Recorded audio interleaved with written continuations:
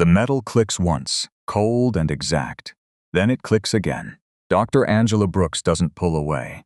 She doesn't raise her voice. She stands very still in the hallway outside the auditorium doors. Her spine is straight. Her chin is level.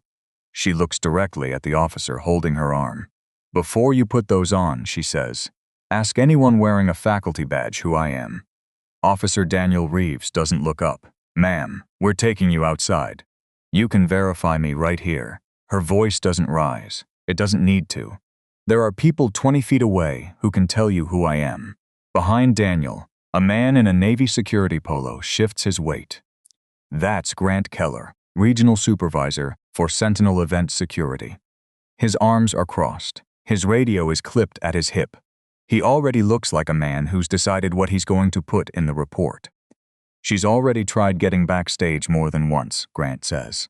Angela turns her head toward him. For the first time, something sharp cuts through the calm. "That's not true. We'll sort it out outside," Daniel says again, like a man repeating a line because it's the only one he has. The second cuff clicks shut. Down the hallway, a parent has her phone raised. Another parent nudges the person next to her. A cluster of relatives near the auditorium doors goes quiet, the kind of quiet that spreads before anyone understands why. Then the doors open. They open because it's almost time. Ushers pushing them wide so families can find their seats. For one unplanned second, the entire graduating class of Jefferson Heights High School has a clear line of sight into the hallway. A girl near the aisle sees her first. She's mid-sentence with the classmate next to her. Her mouth just stops moving. "Dr. Brooks?" She says it quietly, almost to herself. But the girl next to her hears it, and turns, and sees it too. One of them stands up, then the row behind her stands, then the row behind that one. There's no shouting. No one starts a chant. A few students reach up and pull their caps off, holding them against their chests like something instinctive took over before their brains caught up. The noise in the auditorium starts to fade. 900 graduating seniors and their families had been talking only seconds earlier. Now, section by section, the room goes quiet. Teachers along the side aisles turn too. A woman near the stage puts a hand to her mouth. Officer Daniel Reeves looks through the open doors. Hundreds of students are rising to their feet in silence. Something in his face changes. It's not panic. It's the look of a man who just realized he skipped a step he can't undo. He looks back at Angela. Cut to 40 minutes earlier. At 6:15 that morning. Angela Brooks is doing what she's done every graduation morning for the last 7 years. She's walking the building before anyone else arrives. She's checking the things nobody notices until they go wrong. She kneels beside a student in a wheelchair near the edge of the stage, testing the ramp with her own hand on the rail. "You're going to come up from this side," she tells him. "Don't let them rush you. This is your 2 minutes, not theirs." A graduation coordinator mispronounces a student's name, Win, reading it off a card like it's 4 syllables instead of 1. Angela stops her. She makes her say it again. Then again, until it's right. She fixes an honor cord that's been looped backward on a boy who looks like he hasn't slept. She hands a tissue to a girl crying in the wings before her makeup is ruined. "You've got time," she says. "Breathe." At 6:40, she says something to a nervous senior lingering near the stage door. Nobody records it. But it will matter more than anyone realizes by the end of the day. Nobody should leave graduation remembering the moment an adult made them feel like they didn't belong.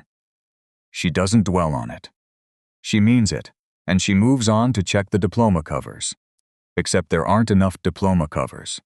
The coordinator finds her at 6:50. She's holding up a stack 20 short of what they need. Angela doesn't delegate it. There's no time to explain where the storage closet is to someone who's never used it.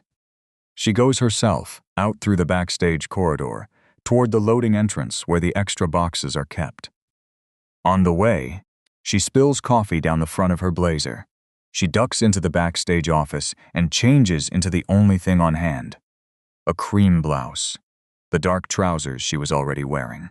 Flats, because there's no time to dig for anything else. Her faculty lanyard is sitting on the desk where she left it 20 minutes ago. She doesn't think about it. She's thinking about diploma covers. The loading entrance is manned by a Sentinel event security checkpoint. New this year, under a contract that promised tighter oversight for large public events. Grant Keller is standing at the barrier when Angela walks up with an empty hand truck. "Credencer?" Grant says. Angela looks down at her own chest out of habit before she remembers. "It's inside. I left it in my office by mistake. I'm Angela Brooks. I'm the principal here. Call Rebecca Nolan or ask anyone with a faculty badge. They'll tell you in 2 seconds." "Nobody comes through without credentials," Grant says. "That's fine," Angela says. "No edge in it yet, just practical. Call someone." Grant doesn't reach for his radio. He doesn't reach for anything. He just stands there. And Angela stands on her side of the barrier, 6 feet back, waiting for someone to do the one thing that would end this in under a minute. A few moments later, a photographer walks up from the parking lot, camera bag over one shoulder, no lanyard, no visible badge. Grant glances at the logo on the strap. He waves him through without a word. Angela watches this happen. "Why didn't he have to show you one?" she asks. "He's supposed to be here," Grant says. "So am I." Grant doesn't answer that. He keys his radio instead. This is the moment the story actually starts, not with an arrest. With 4 words spoken into a handheld radio, words that will echo through every version of this day. "I've got an unidentified woman attempting unauthorized access backstage." Angela's head turns toward him. "I attempted to enter once. I've been standing here since you stopped me." Grant doesn't respond. Somewhere on the other end of the radio, a second guard asks a question Angela can't hear. Grant answers it. Is she refusing to leave? She's refusing instructions. That's the moment Angela will later describe as the second everything shifted. Not that Grant was mistaken about her identity. People make that mistake all the time. It's forgivable, it's fixable, it's over with one phone call. What she understood, standing there with an empty hand truck, was something else. The event happening 6 feet in front of her, a woman calmly waiting to be verified, was becoming a completely different event on the radio in Grant's hand. She hadn't moved, she hadn't raised her voice, and she was, according to the record being written right now, refusing instructions and attempting unauthorized access. The words were getting worse, and she hadn't done anything to earn it. Officer Daniel Reeves and his partner, Officer Melissa Grant, arrive at the checkpoint 11 minutes later. Daniel has worked 4 events with Sentinel this spring. Grant Keller has never once handed him a situation that turned out to be more complicated than described. It's built a kind of shorthand between them.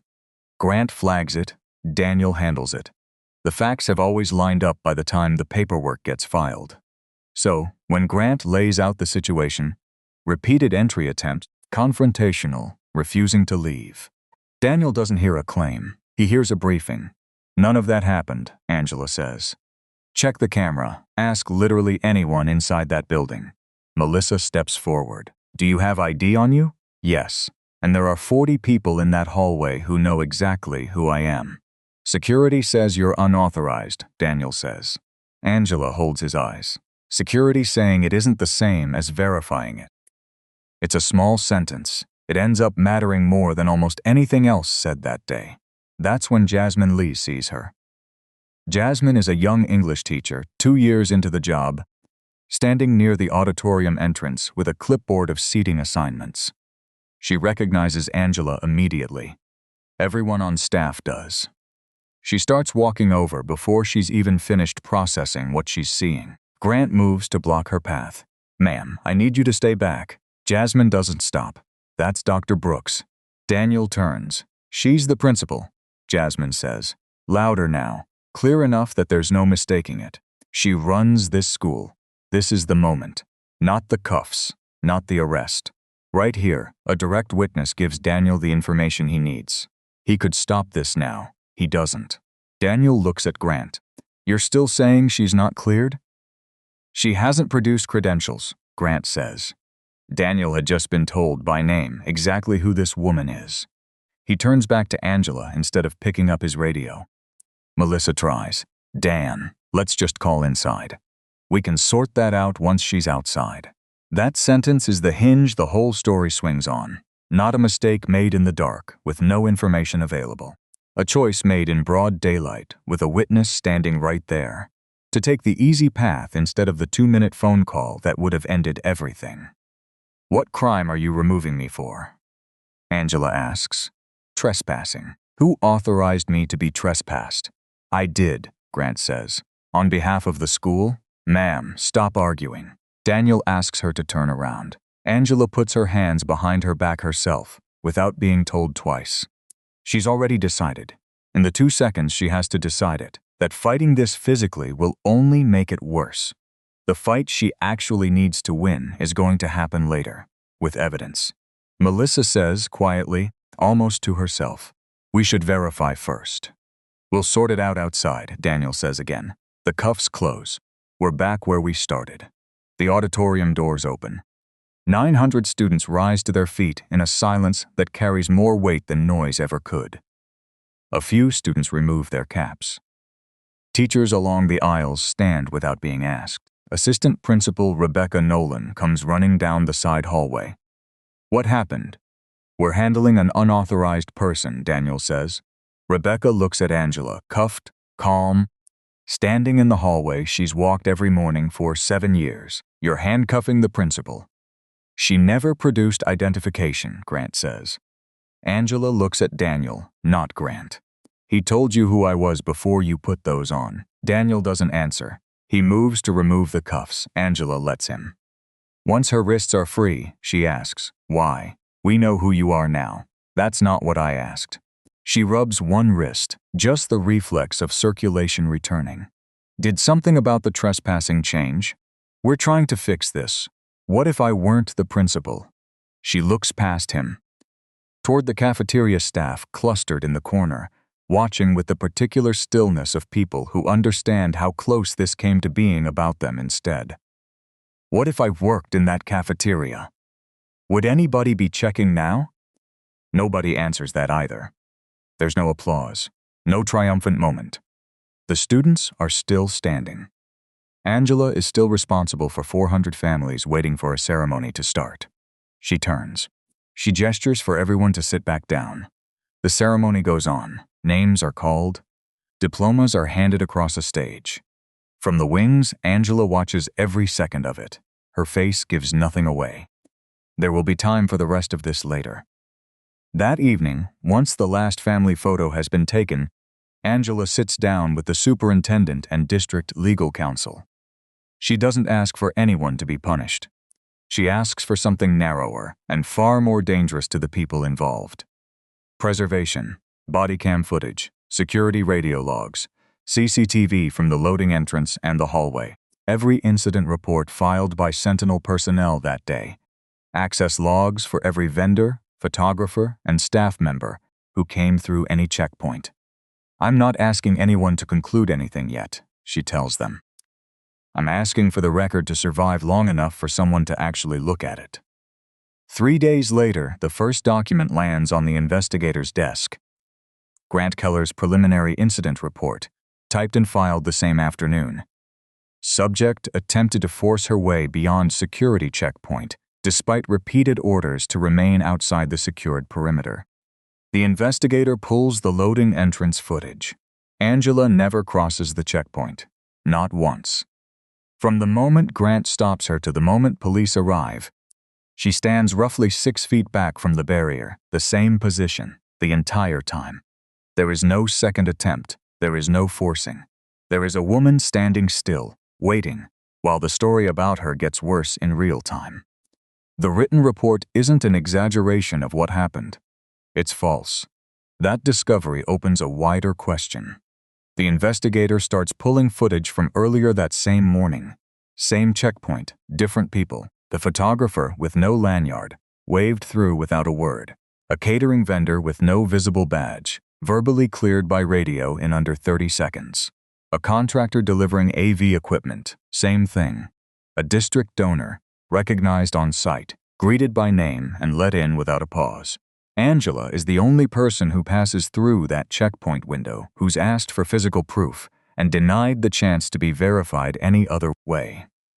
Not because a rule was applied consistently and she happened to break it. Because the rule changed depending on who was standing in front of it. Nobody narrates this on screen. The footage is just laid out, side by side, timestamp by timestamp. It says what it says. The next piece comes from Jasmine Lee. She mentions, almost in passing, that she'd started recording on her phone before police even arrived. It's a habit she picked up after watching too many incidents get argued over afterward, with no proof either way. The video is 9 minutes long. It captures everything the official reports left out. Angela standing calmly, hands visible, voice level, and Grant off to the side, murmuring something to another guard that never makes it into any incident report. People like her always think they can talk their way into these things. No slur, no shouting. Just a sentence, low and almost bored. That tells you everything about which assumptions were already loaded before Angela said a single word to him. And it captures, unmistakably, on a clean audio track with a timestamp nobody can dispute, Jasmine Lee telling Daniel Reeves exactly who Angela is. Before the cuffs go on.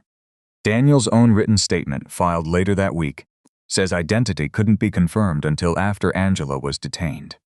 The body cam and the phone video both say otherwise.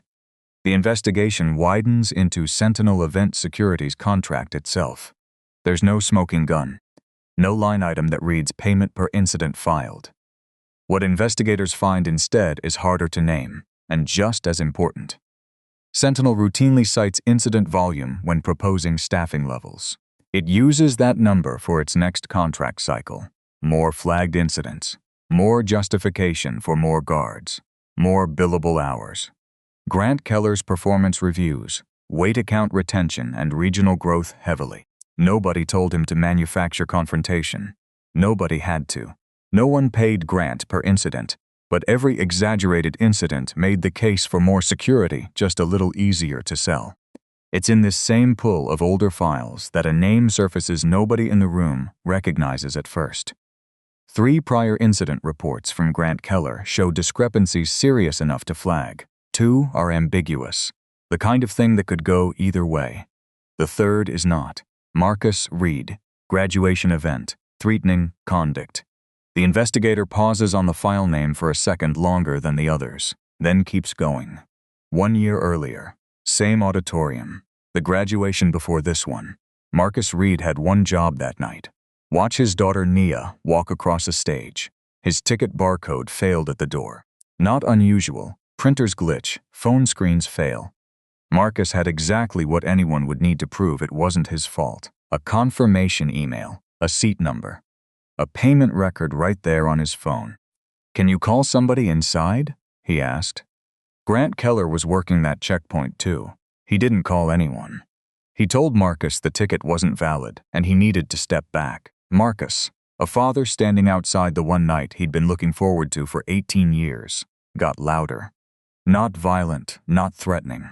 Loud in the specific, desperate way a person gets when nobody's listening, and the thing they're asking for is small and reasonable and keeps getting refused anyway. "My daughter graduates once," he said. "Please call somebody inside." Grant told him to leave. Police escorted him off the property. Inside, Nia Reed walked across that stage and looked out at the seat her father should have been sitting in. It was empty. She finished the walk. She took her diploma. She smiled for the photographer, because that's what you do. And she watched her father's absence from a stage, instead of watching him watch her. Marcus sat in his car in the parking lot and watched the ceremony on a shaky livestream feed on his phone. He was never charged with anything. That's the detail that makes it worse. There was no court date, no formal accusation he could push back against. Just a filed incident report sitting quietly in a folder, saying something about him that wasn't true. And nobody ever had reason to look at it again. Until now. The archived audio from that night has been sitting in a record server for a year. The investigator pulls it and listens. Marcus never said he'd make anyone sorry. There's no threat on the recording, no raised fist. No warning. The angriest sentence Marcus Reed says in 9 minutes of audio is the same one witnesses already described. "My daughter graduates once. Please call somebody inside." The official report from that night reads, "Subject threatened staff and warned they would be sorry." There's no version of the audio that supports that sentence. It simply isn't there. Angela reads both reports side by side, hers and Marcus's, filed a year apart, written by the same man. "Ask someone inside. Please call somebody inside." Two people on two different nights asking for the exact same thing.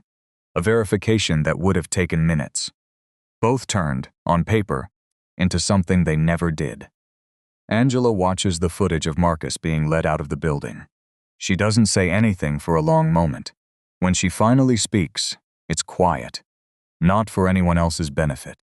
"I got my ceremony back in 20 minutes. A pause. He never got his daughter's back. It sits with her differently than her own arrest did. For weeks, she's been treated.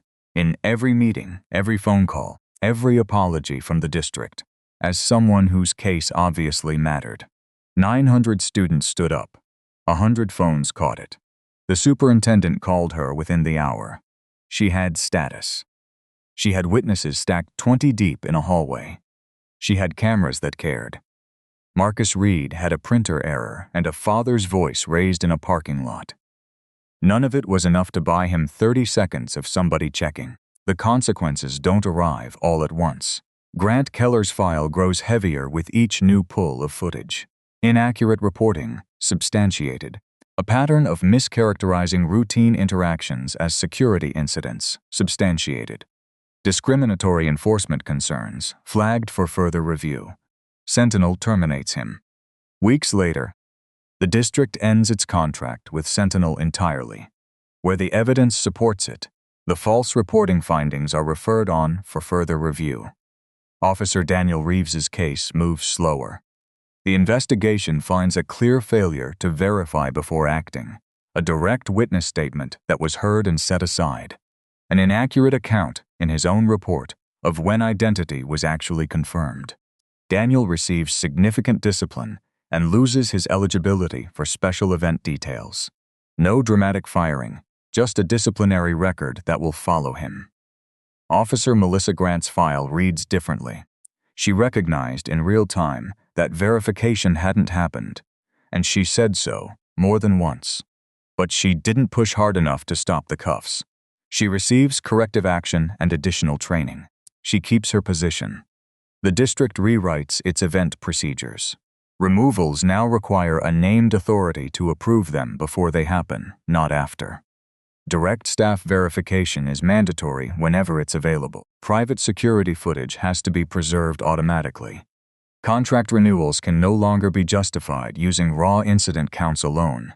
A small, unglamorous line, existing entirely because of what happened to a father who asked for a phone call, and a principal who asked for the same thing a year later. The district formally amends Marcus Reed's incident record. The letter is plain and administrative.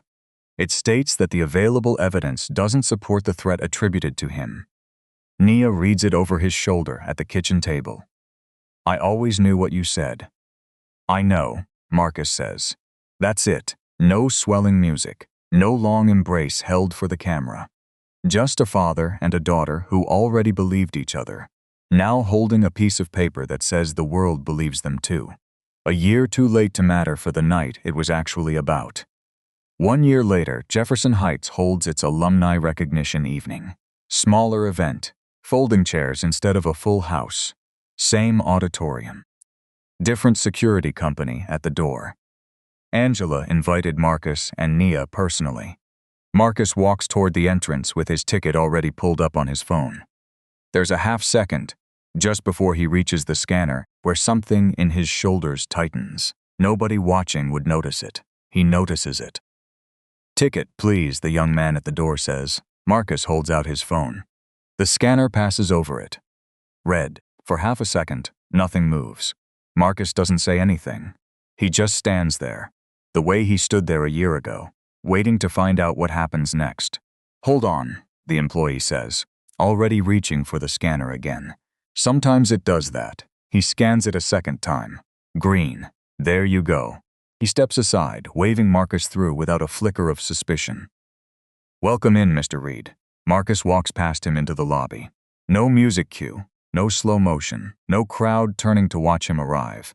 He simply walks in, finds Naya already saving him a seat, and sits down next to her. Backstage, before the program starts, Naya finds Angela adjusting a microphone stand. She asks the question that's been sitting with her since she first heard the full story. Why did you keep pushing? Everybody already knew you hadn't done anything. The students, the staff, the superintendent. Why not just let it go? Angela finishes what she's doing before she answers. She doesn't raise her voice. She doesn't perform the moment. Because clearing the person everyone recognizes isn't the hard part. She looks out toward the auditorium, where families are still filing in, where a man who was turned away a year ago is sitting comfortably in a folding chair next to his daughter. The hard part is making the system look twice when nobody important is watching. The program starts. Names get called. Families take photos in the lobby afterward, the same way they always have. Marcus sits beside Naya through the whole thing. Nothing dramatic happens to either of them for the rest of the night. That's the point. A father walks in. He takes his seat. No one turns him into an incident. Angela's title never proved she belonged there. The facts did. Marcus had asked for the same thing, someone to check. What he didn't have was a room full of people standing up when officials stopped listening. Fairness can't depend on how important someone turns out to be after the cuffs are already on. If a witness can identify someone before an arrest happens, clearly, directly in the moment, should officers be allowed to remove that person first and sort it out later?